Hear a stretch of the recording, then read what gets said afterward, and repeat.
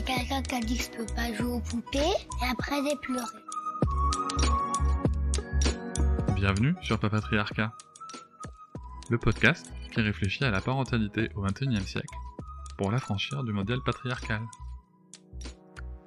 Bonjour chers auditeurs, merci pour votre soutien, merci pour les 5 étoiles que vous mettez sur vos applications de podcast, merci pour les commentaires, notamment sur Apple Podcast. Vous me demandez souvent comment est-ce que vous pouvez soutenir le podcast encore plus. Eh bien, sachez qu'il existe l'abonnement Papatriarcat Plus. Cet abonnement vous permet notamment de ne plus avoir de publicité sur les épisodes, de les avoir un jour plus tôt, et surtout d'avoir accès à tous les épisodes bonus qui sont disponibles une fois par semaine, que ce soit avec mes invités et parfois des épisodes en solo où je vous partage mes réflexions sur des sujets précis. Pour vous abonner, il vous suffit de vous rendre sur le lien disponible dans la description de chaque épisode. Je vous invite maintenant à découvrir un court extrait d'un des épisodes bonus. Rebonjour, on se retrouve avec Nathan et aussi avec Amélie qui nous a rejoint, et j'ai Arthur aussi que je vois, j'ai les petits bébés que j'ai la chance de voir. Donc merci à tous les deux d'être là. On a parlé de l'histoire de papa d'Arthur dans l'épisode général, et c'est vrai que tu l'as évoqué, donc Arthur... putain, mais c'est pas vrai. Attends, je reprends.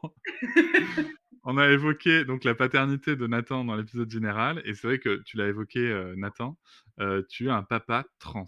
Ouais, tout à fait. Donc, je vais le dire avec mes mots à moi, si je comprends bien, c'est que tu es né avec des organes génitaux féminins. Je dirais pas ça. Ok, vas-y. Factuellement, c'est-à-dire que quand je suis née, les médecins ont ouvert les jambes et ont dit « Ah, c'est une fille ». Sauf qu'en fait, c'est pas une fille. D'accord. En tout cas, nous, c'est comme ça qu'on compte l'expliquer à Arthur. C'est de dire que quand papa est né, c'était une époque où on se basait que sur ce qu'il y avait entre les jambes pour déterminer qui était une fille ou un garçon. Et donc, les médecins sont partis du principe que c'était une fille, mais en fait, ils se sont trompés. Et en grandissant, il s'est rendu compte que c'était un garçon. C'est comme ça que nous, on compte l'expliquer à Arthur quand il sera un peu plus grand. Ok. Donc, Donc, oui, factuellement, c'est je vais essayer de reprendre.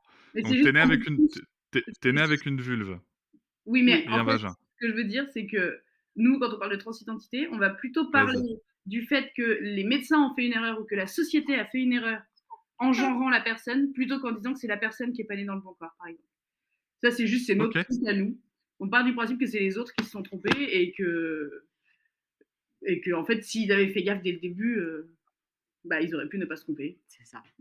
Mais après, c'est mon ressenti perso. Il y a plein de personnes trans et non-binaires qui n'ont pas ce ressenti-là et qui se sentent être nées dans le mauvais corps, et vraiment, c'est du cas par cas, en fait. Ouais, puis qui vont même parler d'eux-mêmes au féminin.